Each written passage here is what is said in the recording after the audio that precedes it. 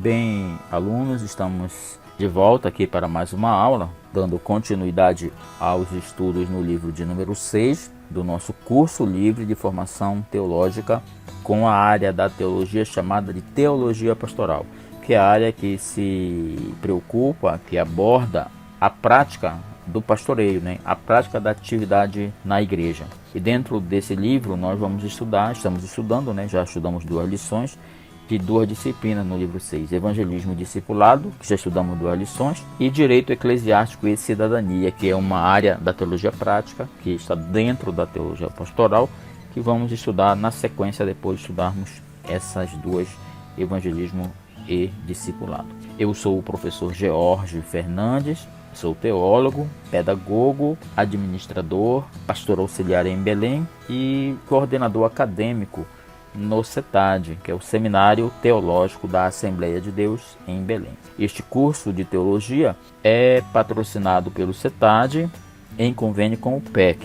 O CETAD, já falei, é o Seminário Teológico da Assembleia de Deus em Belém, e o PEC é o Programa de Educação Cristã Continuada da Igreja. É a área de educação da Igreja, a área de educação teológica, responsável pela produção de toda a literatura do nosso curso e também literatura de apoio da revista da Escola Dominical e outros livros para a edificação, para o crescimento dos estudos da Palavra de Deus dentro do Departamento de Educação da Igreja. Nesta aula número 3, que estamos abordando aqui em Evangelismo e Discipulado, vamos falar agora: a igreja de hoje tem de continuar evangelizando. Nós aprendemos, você também aprendeu, que a evangelização se tornou uma forma de vida entre os cristãos primitivos, que foi aquela igreja no 1º século, logo após a fundação da igreja. Está ali registrado no livro de Atos dos Apóstolos. Hoje estamos precisando voltar ao método utilizado por eles,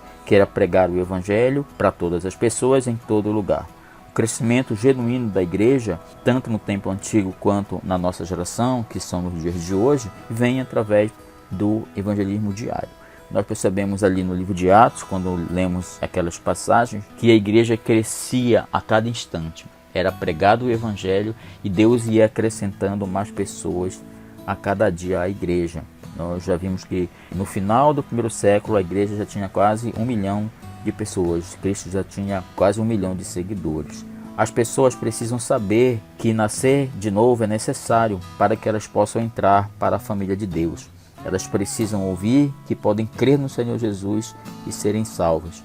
Vemos agora que o evangelismo inclui todas as atividades relacionadas diretamente ao alvo de ganhar convertidos para Cristo. Hoje em dia, uma grande variedade de métodos de evangelização está sendo usado. Quando um grupo ou equipe e algum outro tipo de organização se envolve na tarefa de ganhar almas para Jesus, podemos chamar isso de grupo de evangelismo. Um grupo de evangelismo eficiente deve ter a colaboração de todos nós. As campanhas evangelísticas nas grandes cidades envolvem muitas igrejas naquela área. Podem ser igrejas da mesma denominação ou denominações diferentes, que somam esforços para alcançar as pessoas para Cristo. Estes grupos, com seus líderes e congregações, se unem no intuito de que o evangelho alcance o maior número possível de pessoas em grande concentração. Isso é chamado de evangelismo de massa. Quando esses eventos são bem organizados, planejados de forma apropriada, acompanhados de muita oração, tais esforços podem produzir um tremendo impacto em uma comunidade, resultando no acréscimo de um grande número de convertidos nas igrejas. Mas também existem outras formas de grupos de evangelismo que são realizados nos padrões mais comuns. Temos como, por exemplo, equipes de ganhadores de almas que mantêm pequenos trabalhos em hospitais, em prisões, asilos, nas ruas ou nas feiras livres. Esse tipo de evangelismo é chamado de evangelismo pessoal. Há também equipes de visitação. São compostas por pessoas que vão de casa em casa fazendo um tipo de censo religioso, verificando aqueles que ainda não frequentam nenhuma igreja. Outras visitam casas onde tenha sido feito algum contato. Essas equipes aproveitam a oportunidade para falar com as pessoas sobre o evangelho e conduzi-las ao Senhor Jesus Cristo. Equipes de distribuição de literatura evangélica também são organizadas. As pessoas que pertencem a essas equipes visitam lugares públicos como parques, praças, mercados, até mesmo transporte coletivo, distribuindo folhetos e talvez amostras de cursos evangelísticos por correspondências ou outra forma de persuasão, outra forma que possa encaminhar a pessoa para um estudo bíblico, convite para frequentar uma célula e assim por diante. Pode ser feito também esses métodos.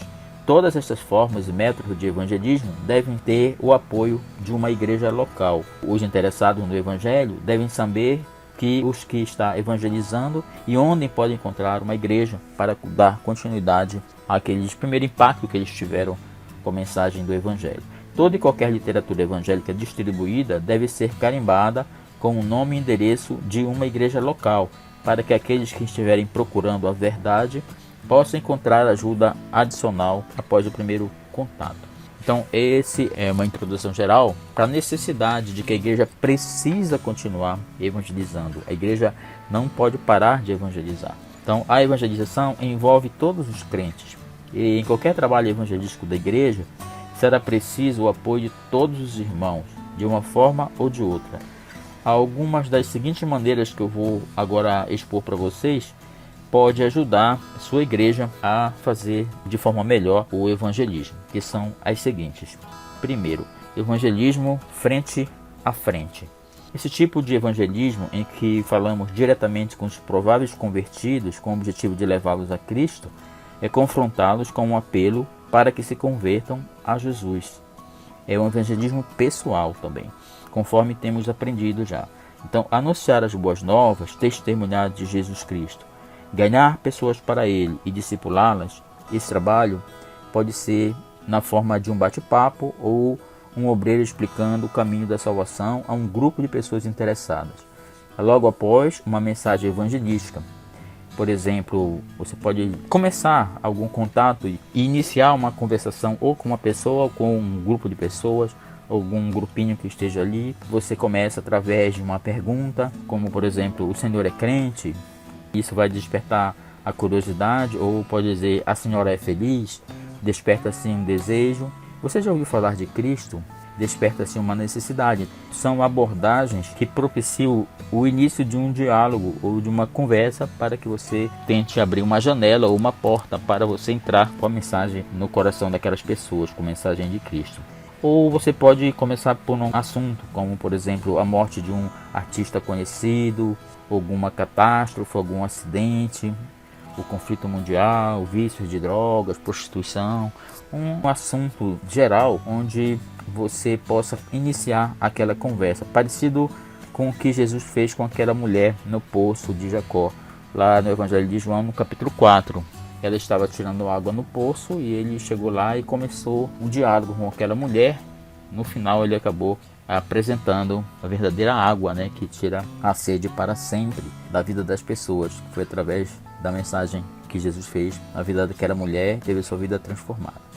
Pode ser também por meio de uma literatura, que é folhetos, cursos bíblicos, jornal ou alguma revista evangélica que você entrega para a pessoa e deixa algum tipo de desejo para que ela possa ler aquele material que você disponibilizou a ele. Algumas atitudes positivas na hora da conversação, que é esse evangelismo pessoal ou frente a frente, é ter educação, Educação é primordial para iniciar a conversa, como por exemplo entrar com licença, por favor, obrigado, não há de quê, pois não, sempre com um sorriso. Transmite essas palavras um aspecto de amizade e convicção das opiniões. Também o ser muito respeitoso, coloca o evangelista em pleno campo de ação sem nenhum problema, principalmente se a pessoa for do sexo oposto. Sempre tem que ser com muita seriedade, com muita educação e com um sorriso e com muito respeito com as pessoas, e procurar ter a atenção da pessoa, de uma forma que não seja impositora ou de uma forma que seja constrangedora. Não pode levar nenhum constrangimento para a pessoa, Você tem que conseguir naturalmente obter a atenção da pessoa. As suas respostas e gestos dependerão da reação de quem está sendo evangelizado. Em algum momento você pode partir do conhecimento para o desconhecimento. não usar palavras desconhecidas que a pessoa não entenda e não usar um linguajar, assim, um dialeto próprio de quem já é crente, como se a pessoa entendesse os termos que nós usamos na igreja, uma linguagem bem específica. Então use uma linguagem coloquial, ou seja, uma linguagem comum que de fácil entendimento para a pessoa. Trabalhe isso dentro da concepção do evangelismo no que diz respeito a Deus, Espírito Santo, salvação, etc., que são os temas centrais da fé cristã. Contar o seu testemunho, sua experiência com Cristo, orar com a pessoa, se ela permitir, sempre perguntar, eu posso orar por você, alguma coisa assim, para não impor nada que venha a constranger a pessoa ou colocar ela em ficar tímida ou envergonhada em função de estar na sua presença. Orar com a pessoa, mesmo que ela não queira aceitar Jesus, ainda assim você pede para orar e para abençoá-la, porque essa é a missão de todo cristão, abençoar as pessoas. O evangelismo pessoal, depois ele se completa no coletivo, não deve ser separado, pois os dois fazem o evangelismo completo. É dever de cada crente salvo ser um evangelista pessoal. Onde ele esteja, ele vai encontrar pessoas e ali ele pode começar esse contato frente a frente e iniciar um processo de evangelização. Sempre devemos dar aquilo que recebemos, pois o ganhador de alma, ele precisa ser um homem sábio. O único meio de muita gente ouvir a verdade salvadora é através do evangelismo pessoal. Dificilmente você vai ter um contato de expor melhor para as pessoas as coisas do que você conversar com ela frente a frente. Verdades concernentes à vida espiritual que levarão o pecador a tomar uma decisão e levar muitos crentes a um novo encontro com Deus. Para uma decisão ao lado de Cristo e uma renovação de vida para a pessoa, temos que permitir que o evangelismo opere pelo poder do Espírito Santo. Quando assim acontece, o Espírito Santo convence o pecador do seu pecado. Muitos vivem no pecado por não conhecerem sua força e sua destruição.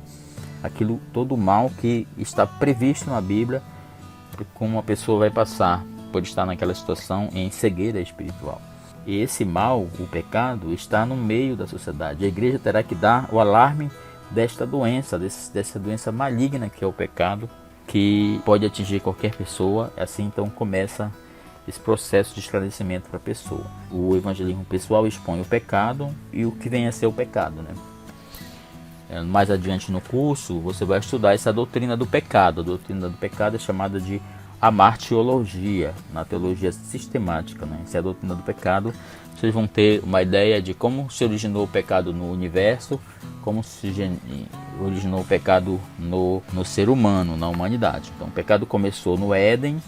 Aliás, o pecado universal, que é o pecado no mundo, começou com a rebelião de Lúcifer, ainda no céu. E na humanidade iniciou no pecado de Adão e Eva, ali no jardim do Éden, na queda de Adão. Então, o que é o pecado? O pecado é a falta de comunhão com Deus. É também estar destituído da glória de Deus. É estar em declínio espiritual. É não fazer a vontade de Deus. É também considerado blasfêmia ao Espírito Santo, que é, por sinal, um pecado imperdoável, segundo a teologia do pecado, a teologia sistemática, a doutrina do pecado. O evangelismo pessoal, portanto, mostra a providência de Deus. Esta providência diz respeito à solução divina para o pecado, que não só destrói o homem, como também motiva a ira divina à sua criatura. Era necessário salvar o pecador, mas antes Deus tinha que amá-lo, e o amou da seguinte forma: enviou seu Filho Jesus, entregando uma missão a ele, e ele, aceitando a obra efetuada por Deus, foi e consumou através da sua morte e morte de cruz. E isso você tem que apresentar à pessoa. Para que a pessoa seja salva, apenas deve crer nesse sacrifício que Jesus já fez por ela. Somente o evangelismo vai mostrar a direção para se chegar à salvação. Talvez a pessoa não tenha ideia de como é o processo de salvação. Talvez ela pense que tenha que fazer algum sacrifício, fazer algum tipo de promessa, algum tipo de voto para ser salvo, ou pagar alguma coisa pela sua salvação, né? E você tem que explicar direitinho como é a verdadeira salvação em Cristo Jesus. é importante fazer-lhes entenderes que a salvação não vem pelas boas obras, nem vem pelas coisas que a pessoa tem, mas vem objetivamente pela graça de Deus. Não vem também nem por pertencer a uma igreja, a uma denominação. Então você deve apresentar a Cristo, e se a pessoa tiver interesse, você explica para ela que ela precisa se reunir com outros irmãos na mesma fé. E se ela perguntar onde ela pode encontrar isso, então você apresenta a sua denominação para que ela vá até a igreja, porque a igreja é a essência da consolidação da pós-evangelização, é que a pessoa seja agregada ou congregada em uma igreja.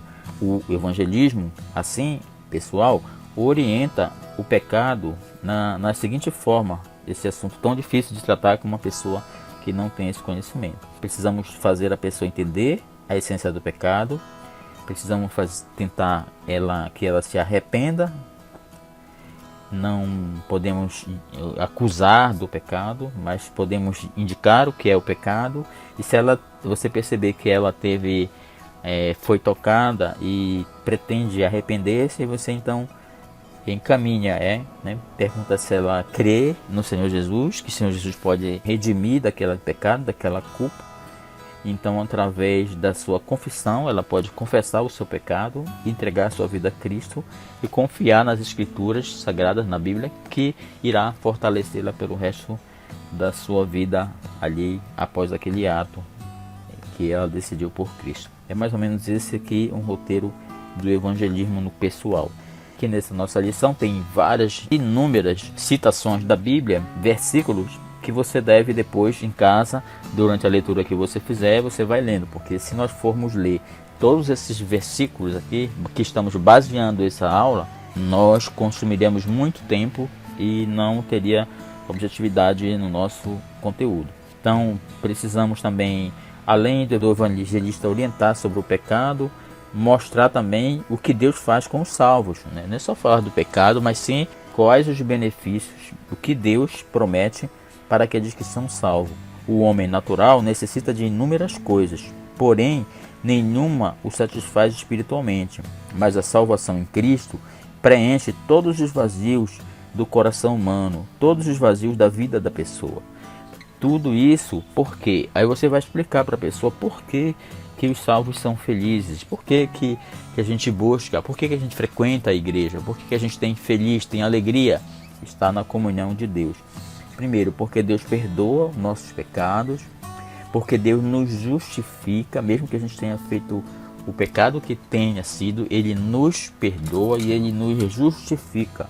Justificação é parecido com quem trabalha sabe muito bem disso. Você está doente, um exemplo, adoeceu e faltou o seu trabalho naquele dia. Então você vai ao médico e o médico faz uma justificativa, um atestado, para você levar para a empresa, confirmando que você não pôde trabalhar porque estava doente. Então você pega aquele atestado médico, dá entrada no Recursos Humanos, na área de RH, para que eles possam justificar a sua falta, né? Dá uma justificativa, então é emitido um documento e esse documento faz com que a sua falta seja abonada, a sua culpa seja retirada. É esse o sentido da justificação, né? Deus, através da morte de Cristo, justifica você do seu pecado, e a Bíblia diz que Deus lá pega o seu pecado, joga no mar do esquecimento e nunca mais se lembra dele. Nunca mais ele vai ficar te cobrando sobre aquilo, porque você já confessou e já tirou todo o jugo que estava sobre a sua mente, sobre o seu coração. Deus também, além dele perdoar, justificar, ele reconcilia você com ele mesmo. Você se torna filho de Deus. Deus passa a habitar em seu coração através da pessoa do Espírito Santo, e Deus o levará para morar eternamente com ele. E Jesus anunciou isso e pediu isso ao Pai em nosso favor. Então é isso que você precisa levar como mensagem para o evangelismo pessoal. Pode também ser feito evangelismo entre amigos. Com isso queremos dizer evangelismo indireto. Através de fazer amizade com prováveis convertidos, você então pode convidá-los para uma refeição em sua casa, ou para tomar um café, enquanto batem um papo, ou descobrir um jeito de ser útil a eles. E se você demonstrar que se importa com eles como indivíduos, eles terão mais disposição a ouvir o que você tem para lhes dizer. outra maneira de fazer esse contato com pessoas, amizades, é através de reuniões nas casas, né? Quando você pode testemunhar vizinhos e amigos em uma atmosfera descontraída e de camaradagem aquilo que Deus fez na sua vida. Pessoas relutantes quanto a entrar em uma igreja, às vezes fica mais fácil você usar esses métodos, né, de um evangelismo entre amigos, pela amizade, depois montar um grupo de estudo sem assim eles ficarem constrangidos a ir para a igreja. Geralmente podem ser alcançadas essas pessoas nesse tipo de reunião e depois quebra aquele gelo, ela confia em você e depois você pode convidá-la a frequentar alguma reunião na igreja para que ela possa publicamente aceitar a Jesus Cristo no seu coração e ser agregada à igreja. Também temos evangelismo de apoio, né? Evangelismo de apoio é qualquer tipo de evangelismo que tem apoio em várias áreas, como oração, comparecimento pessoal e também ajuda financeira. Então, esse é um evangelismo de apoio. Você se aproxima da pessoa, apoia de alguma forma, para que depois você consiga transmitir a mensagem genuína de Cristo para a vida dela. Oração, esse tipo de apoio é tanto um privilégio quanto uma responsabilidade de cada crente, uma vez que a conversão é um trabalho do Espírito Santo operando nas pessoas através delas. Então é preciso que a pessoa, através da oração, receba em sua vida a presença do Espírito Santo. E o comparecimento pessoal é a questão do estar presente nas reuniões evangelísticas com aquelas pessoas, né? Você demonstra a sua preocupação, interesse e fortalece o pregador. Quando alguém que ainda não aceitou a Cristo vir um grupo de crentes felizes e amorosos, dando-lhes uma acolhida calorosa e amigável, vai desejar tomar parte daquele grupo. Isso que é o evangelismo de apoio. Às vezes você vai apoiar para fazer a socialização daquela pessoa para que ela seja incorporada à igreja, em última e de instante à igreja. Essa ajuda que falamos, ajuda financeira, contribuir para cobrir despesas necessárias, é uma maneira também prática de promover a evangelização. Isso sempre traz muitas bênçãos a quem dá. Todo crente tem um lugar na evangelização. O apóstolo Paulo compara a relação da igreja com Deus a um corpo, onde a cabeça é Cristo e o seu resto do corpo, com seus muitos membros, seria a igreja. Cada membro precisa funcionar para que o trabalho de Cristo seja feito. Então é assim que esses processos de evangelização. Há várias formas, né, de evangelismo, de evangelização. É bom você que pretende evangelizar, você adquirir experiência, né, ajudando em alguns processos primeiro. Quero ser evangelista, então você se une a um grupo de trabalho, voluntários, de missionários, para vocês ir pegando experiência naquilo que você vai fazer, né. Tem um exemplo aqui no livro que é um pouco longo, não vamos ter tempo de fazer, mas eu vou falar em linhas gerais. Por exemplo, alguém resolveu fazer uma grande evangelização num determinado lugar. Para fazer essa evangelização, a pessoa vai precisar de pessoa, vai precisar de uma equipe de trabalho, uma produção toda para fazer aquele evento. Então vai precisar preparar propaganda, cartazes, outdoor, rádio, algo parecido para fazer aquela grande campanha. Seria um trabalho de evangelismo de massa, como falamos bem, e evangelismo pessoal. Para fazer um evangelismo em massa precisa de estrutura maior, precisa de anúncios, precisa de propaganda, precisa de material de divulgação, precisa de material impresso, de literatura para entregar, precisa de um local amplo para fazer aquele trabalho, um salão ou um auditório ou templo, ou, enfim, onde for definido o local da campanha evangelística. Aí você, dependendo da quantidade de pessoas que você prevê que vai chegar, você começa a trabalhar a estrutura, a infraestrutura. Começa também a preparar o pessoal que vai agir, que vai trabalhar naquilo.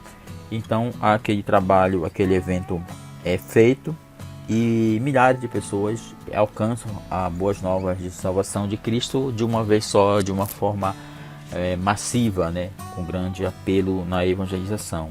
Após qualquer evangelismo, cuide do novo convertido, né? Não dá para fazer evangelização e deixar a pessoa sem uma referência, sem um lugar para ele colocar o pé, senão ficar sem o pé no chão. Então, após esses movimentos evangelísticos, nos estudos feitos até aqui, nós aprendemos que a conversão é como o nascimento de uma criança.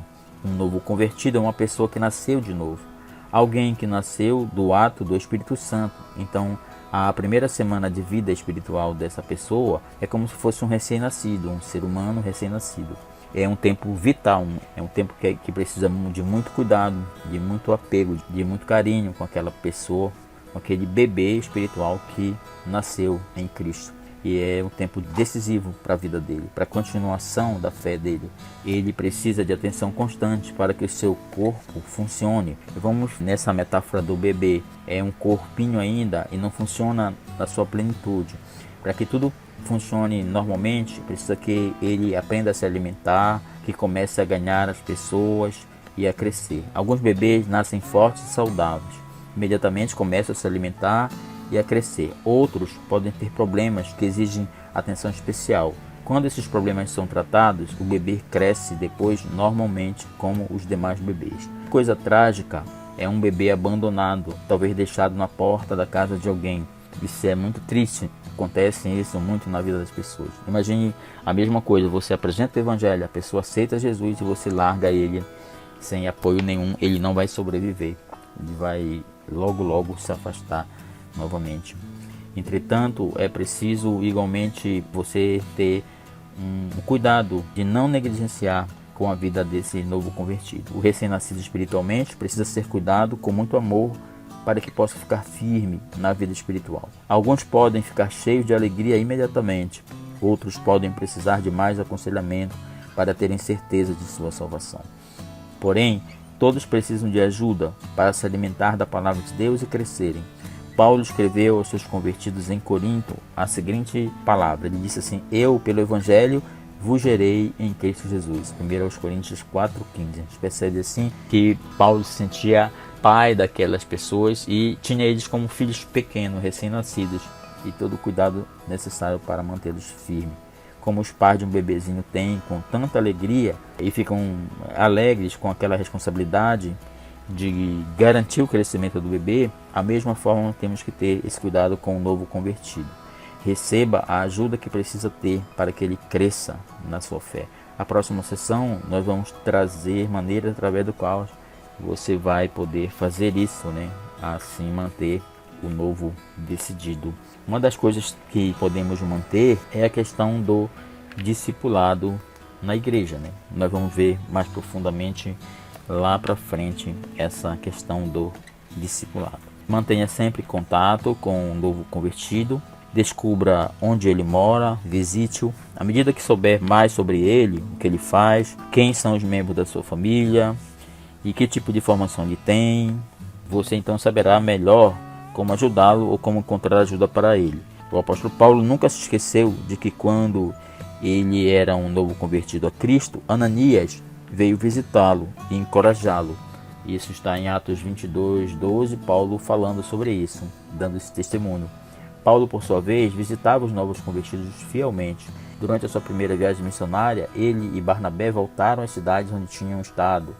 Está em Atos 14:22, dizendo, Paulo disse assim, que ele ia confirmando os ânimos dos discípulos, exortando-os a permanecer na fé. Na sua segunda viagem missionária, no capítulo 15, foi motivada esse mesmo desejo, né? Após essa viagem, ele disse assim: tornemo a visitar nossos irmãos por todas as cidades em que já anunciamos a palavra do Senhor, para ver como eles estão. Então Paulo se preocupava, após a pregação e seu evangelismo, como estava a situação daquelas pessoas que haviam recebido o Senhor Jesus na vida deles. Em alguns lugares onde existe forte oposição à fé cristã, uma visita às casas dos novos convertidos pode não ser algo possível ou sábio. Então tem que ter muito entendimento, muito discernimento de em que hora deve ser feita essa visita, em que horário, se a família vai receber bem ou não. Nesse caso, você pode convidar um novo convertido para ir à sua casa ou à casa de um amigo, para que vocês possam se manter em contato com ele. Quando Paulo estava em possibilidade de visitar seus novos convertidos pessoalmente, como durante o tempo em que ele esteve preso, ele enviou uma pessoa de confiança em seu lugar. Aos irmãos de Filipos, Paulo enviou o jovem Timóteo em seu lugar, quando alguém que compartilhava seus sofrimentos por eles e que realmente se importava com eles. Isso está em Filipenses no capítulo 2, quando Paulo manda Timóteo ir para a igreja de Filipos para atender a necessidade de alguns irmãos que haviam se convertido lá. Você também pode manter contato com os convertidos através de cartas e oração. Paulo encorajava os seus novos convertidos escrevendo para eles e orando por eles. Para os novos convertidos de Filipos, a primeira igreja que eles fundaram na Europa, ele escreveu o seguinte, está em Filipenses capítulo 1, a partir do versículo 3. Diz assim: dou graças ao meu Deus todas as vezes que me lembro de vocês, fazendo sempre com alegria a oração por vós em todas as minhas súplicas, pela vossa cooperação no Evangelho desde o primeiro dia até agora, tendo por certo isto, que aquele que em vós começou a boa obra a aperfeiçoará até o dia de Jesus Cristo. Ou vos retenho em meu coração, ou seja, guardo vocês no meu coração. Aos novos convertidos de Tessalônica, quando Paulo escreveu a carta aos Tessalonicenses, no capítulo 3, ele escreveu a mesma coisa. Ele disse assim: porque que ação de graças podemos dar a Deus por vós, por todo o gozo com que nos regozijamos por vossa causa diante do nosso Deus, orando abundantemente dia e noite, para que possamos ver o vosso rosto e supramos o que falta à vossa fé. Está em 1 Tessalonicenses 3, versículo 9. Uma grande força do ministério do apóstolo Paulo foi a sua oração incessante a favor dos crentes. Então você pode seguir o exemplo dele, levando o novo convertido às reuniões, nas reuniões de oração e nos estudos bíblicos. Ele pode ir se familiarizando com aquele ambiente e também com outros crentes. É provável também que você possa manter contato com ele através do telefone, através do WhatsApp, através de aplicativos, através de vários métodos. Hoje é maravilhoso porque hoje não tem desculpa, né? Todos os canais de comunicação estão disponíveis para que a gente possa se comunicar e visitar nossos irmãos. Não precisa passar meses, anos navegando de volta para aquelas igrejas como Paulo fazia, ou ele mandar alguém lá, porque hoje a comunicação está acessível em todos os momentos, todas as direções, pode usar esses recursos. Ajude-o a crescer na graça, que você deve ajudar o novo convertido a começar imediatamente a fazer as coisas necessárias para que ele possa crescer na graça. Falaremos sobre isso mais adiante, né? Sobre isso da graça, né? Que para crescer na graça e na fé precisa ter hábitos de pessoas crentes, né? Que é o hábito de oração, o hábito de ter um tempo diário para leitura e estudo da palavra de Deus e o hábito de frequentar culto na igreja regularmente. Esses hábitos, orar, estudar a Bíblia, ouvir a Bíblia, se interessar por essas coisas, frequentar os cultos da igreja, participar das reuniões regularmente, nos dias certos, horários certos, tudo isso a pessoa vai precisar de ajuda para se ir adaptando à nova vida dele, que a nova vida de crente, né? Então você deve falar com ele, faça dele, essa pessoa, um discípulo seu, né? Alguém que você vai poder estar cuidando dele, cuidando para que ele não perca o rumo, né?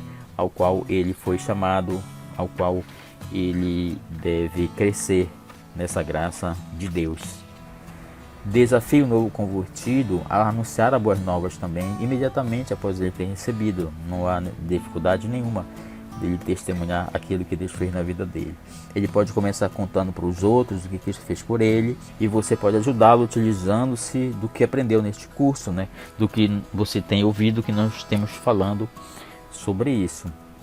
Tudo que nós estamos comentando, falando aqui, está aqui no nosso manual de evangelismo, que é esse nosso material didático aqui do nosso livro. O ensinar aí o desenvolvimento da arte de ganhar almas, ainda bem cedo em sua vida cristã, trará ao recém-convertido bênçãos para si mesmo, tanto quanto para os outros que irão ouvi-lo. E à medida que ele aprende a dar o que recebeu, da grande graça de Deus, mais graça virá sobre ele pessoalmente. Jesus disse assim: dai e ser-vos-á dado, boa medida, para com a mesma medida com que medirdes também de novo vos medirão.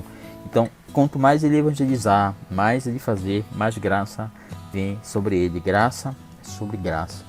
Encoraje também um novo convertido a começar exatamente onde ele está, em sua casa e em sua redondeza. Em Marcos 5, 1 a 20, lemos sobre um homem que estava possuído por espíritos malignos, que até já comentei na aula anterior. Ele estava vivendo em uma vida miserável quando Jesus veio e o libertou de forma maravilhosa.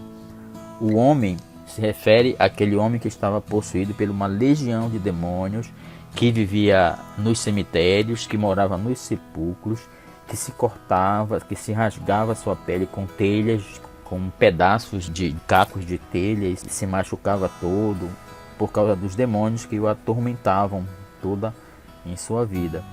Então, após Jesus o libertar, ele ficou em estado normal, ficou em situação mental normal. Então ele suplicou para Jesus que deixasse ele ir com ele em suas viagens, participando do seu ministério. Entretanto, Jesus lhe disse assim, está em Marcos 5,19.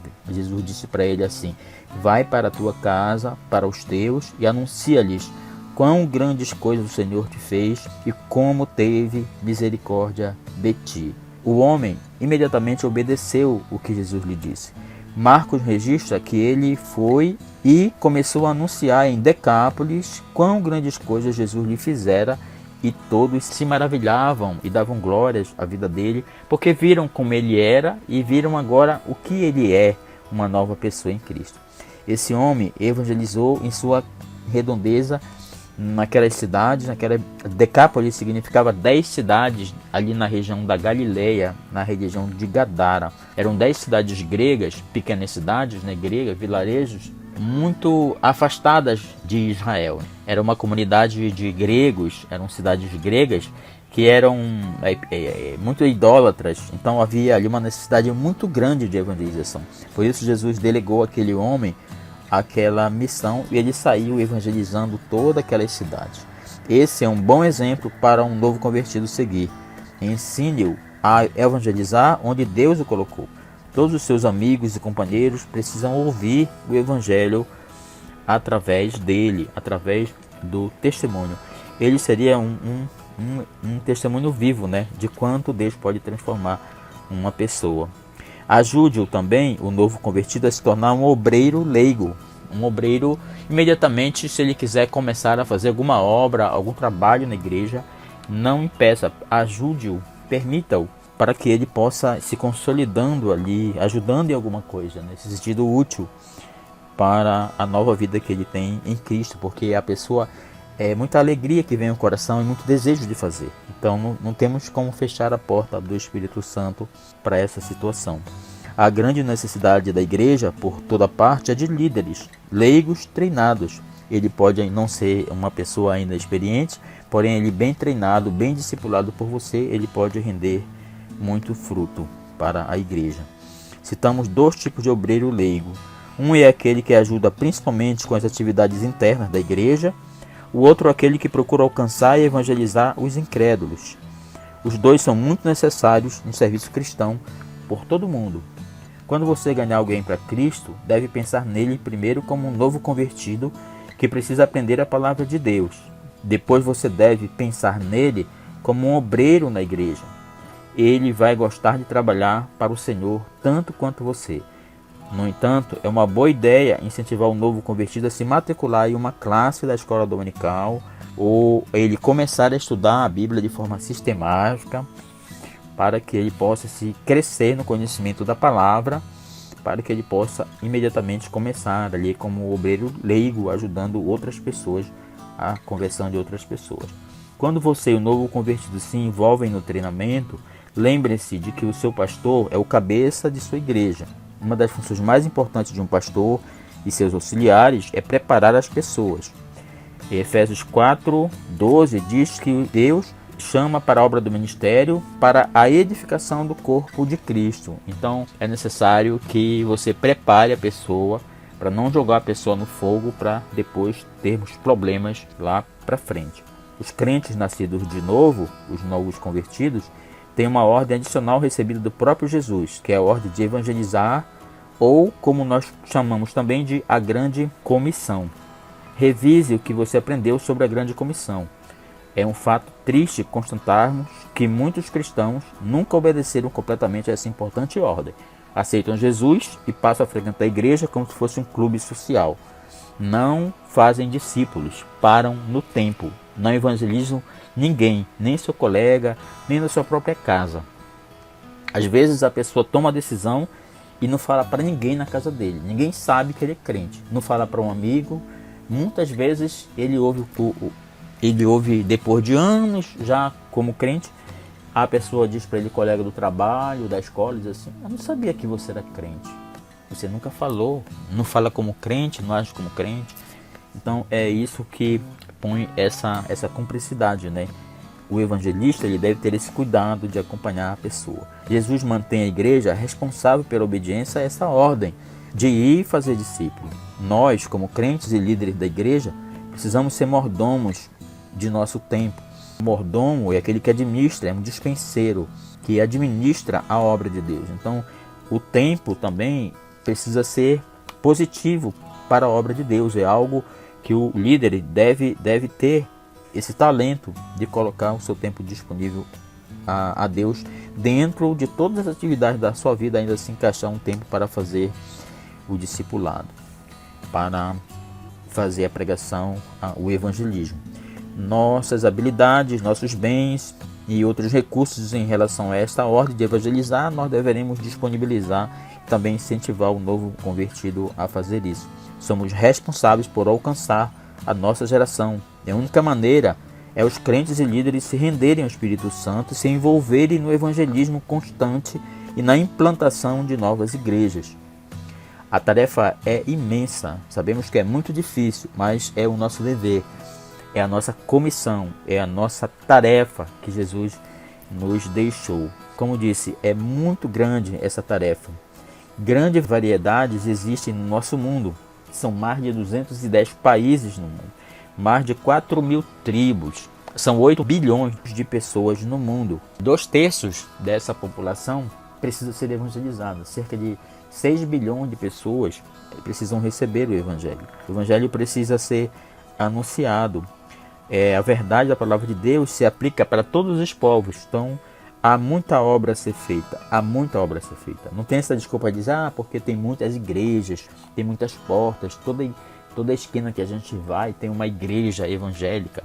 Mas Deus mandou pregarmos a toda a criatura, toda pessoa precisa ouvir o evangelho para ter a oportunidade de se converter. Porque a fé vem pelo ouvir, e ouvir a palavra de Deus. Como crerão se não há quem pregue? Então é preciso que seja pregado para que eles tomem a decisão de aceitar Jesus Cristo. Anunciamos um evangelho universal que pode satisfazer a necessidade de todos, em qualquer lugar, qualquer povo, tribo e nação. O Espírito Santo conhece o coração de cada indivíduo. Ele deseja usar a você e a todos aqueles que você ganhar para o Senhor, para continuamente anunciar as boas novas da salvação. Ele confirmará a palavra à medida que você a anunciar. Em Marcos 16:20 diz assim: e eles, tendo partido, pregaram por todas as partes, cooperando com eles o Senhor e confirmando a palavra com sinais que se seguiram. Em Hebreus 2:3 e 4 diz assim: como escaparemos nós se não atentarmos para a tão grande salvação, a qual, começando a ser anunciada pelo Senhor Jesus, foi-nos depois confirmada pelos que a ouviram, testificando também Deus com eles, por sinais e milagres e várias maravilhas e dons do Espírito Santo foram distribuídos por sua vontade absoluta de Deus. Então, nós vimos aqui nesses textos que os sinais, as maravilhas vão acompanhar, porque toda obra de evangelismo é feita pela direção do Espírito Santo. Algumas considerações finais assim dessa questão do evangelismo, para depois entrarmos no tema específico sobre o discipulado. Considerações finais: o evangelismo moderno, o evangelismo odierno, que poderíamos dizer moderno, nos dias em que vivemos, tudo está mais difícil, mas isso para os salvos em Cristo não é novidade, pois sabemos que as dificuldades são muitas, mas nós esperamos a vinda gloriosa de Jesus Cristo a qualquer momento. Quanto mais se aproxima este dia, o diabo, nosso adversário, se levanta contra os escolhidos de Deus, e sua alma poderosa tem um alvo: destruir as bases do evangelho puro. Ele está usando homens e mulheres, sábios ou leigos, com um falso ensino para afastar aqueles que se aproximam de Deus. Mas sabemos que as bases do evangelho puro estão em Cristo Jesus, a pedra viva. No evangelismo pessoal, o evangelista deve ter certeza da eficácia do seu trabalho. O evangelho é o poder de Deus para a salvação daquele que crê. Romanos 1:16. Seu trabalho agrada a Deus. Romanos 10:15. Fomos nomeados para dar frutos para o Senhor. João 15:16. Ele nos chamou para que dermos frutos e rendemos muitos frutos. Aquele que não dá fruto é cortado e lançado fora. Deus está completando as suas criaturas. Seu coração sofre quando seus filhos gemem aos pés do sofrimento. Ele se entristece quando os jovens se entregam aos vícios, ao roubo, à prostituição. Ele também sofre no seu coração quando um lar se desmorona. Sim, ele está vendo tudo isso, mas ele não vai dar uma solução.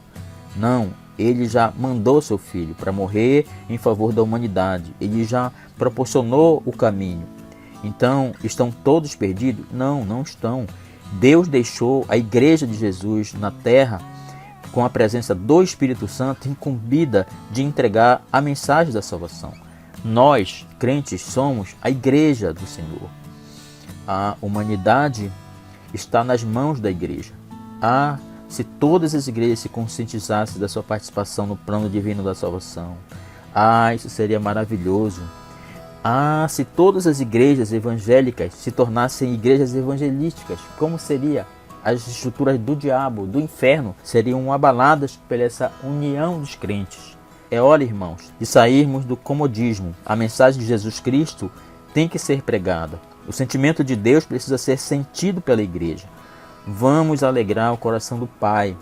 Esta é a mensagem divina para os seus filhos. O mundo está inquieto, mas Deus responde. Devemos ajudar alguém. Devemos transmitir o que temos recebido de Deus. Devemos ter convicção daquilo que pregamos. Ao longo desses estudos que estamos fazendo, queridos, onde eu estou fazendo esse comentário, você vai fazer o seu estudo no livro, você vai ver diversos versículos daquilo que eu estou falando aqui. Eu gostaria que você, quando fosse estudar no livro, você fizesse a leitura na sua Bíblia, né? Vamos encher nossas mãos, sairmos às ruas, praças e casa, levando a mensagem poderosa e salvadora do Evangelho de Cristo. Naquele dia, o Senhor da Seara dará a cada um a sua recompensa. Isso está em Apocalipse capítulo 22, versículo 12. Confirma, Senhor, as obras das tuas mãos. Salmo 90, versículo 17. Todo o evangelho deve ser levado a todo mundo nessa geração. Isso demanda a mobilização e treinamento de toda a igreja. Exige oração e submissão ao Espírito Santo. Depois ele fará por nosso intermédio o que jamais poderíamos fazer sozinho. Evangelizar o mundo em nossa geração.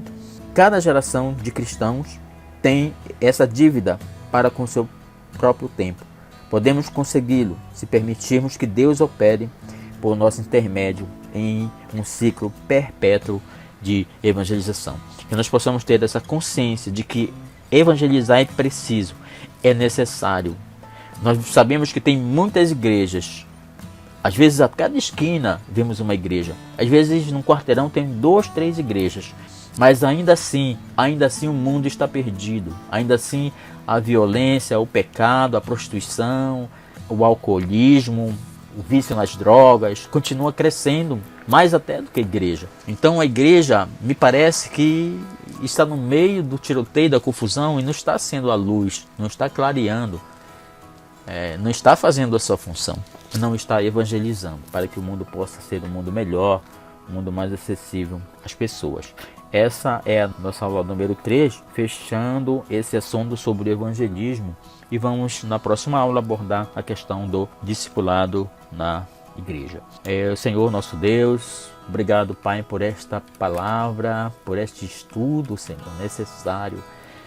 Pai, que tens falado conosco através dessas aulas, tem nos confrontado com teu desejo no coração de que toda alma seja salva, de que todo pecador seja salvo.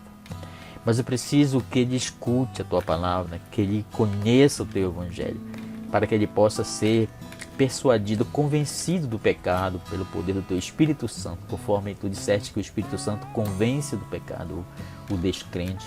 Por isso, Deus, faz a tua igreja se voltar para o evangelismo, se voltar para a pregação da tua palavra, para que as pessoas possam ser libertas, pessoas que estejam distantes, pessoas que estejam próximas de nós, qualquer lugar que estejamos, que possas nos dar coragem, nos dar intrepidez, nos dar o desejo, nos dá, Senhor, o amor pelas almas perdidas, o amor pelos pecadores, para que possamos levar a palavra de libertação deles, para que uma vez eles conheçam a verdade, que a verdade possa libertá-los do pecado. Senhor, eu te agradeço por essa aula, por estes assuntos que temos aprendido nesses dias, que possa nos fortalecer para cumprir a tua comissão de ir e fazer discípulo em todas as nações, batizando-os em nome do Pai, do Filho e do Espírito Santo, para que eles guardem aquilo que ensinamos, para que não se desviem da sua fé, que sejam consolidados na tua igreja. Oramos, Pai, pelos alunos, oramos pelos professores, pelo CETAD, pelo PEC, por toda a tua igreja e por todos os missionários, por todos os evangelistas que estão neste mesmo momento que estamos estudando, e no mundo inteiro pregando a tua palavra. Abençoa a cada um deles, Senhor. Dá a sabedoria do teu Espírito. Dá, Senhor, o sustento para que eles possam sobreviver. Dar a eles, Senhor, o livramento de perseguições que possam estar sendo feitas contra a obra do Evangelho, Senhor. Nós oramos em teu nome para que tu possas abençoar esses teus obreiros que estão nesta grande seara, plantando, semeando a tua palavra. Pai, oramos que seja assim, em nome de Jesus. Amém e amém. E até a nossa próxima aula sobre o discipulado cristão.